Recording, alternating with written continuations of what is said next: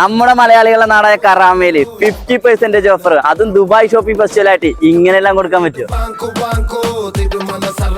45 ദറംസിന് brand items 50% offer, ചരിത്രം കുറിക്കുന്ന ഒരു സംഭവം തന്നെ കേട്ടത്. നല്ല ലക്ഷറിയസ് ആയിട്ടുള്ള ഫീൽ കിട്ടുന്ന ഹാഫ് സ്ലീവ് ഷർട്ടുകൾ, അതും 50% ഓഫിന്.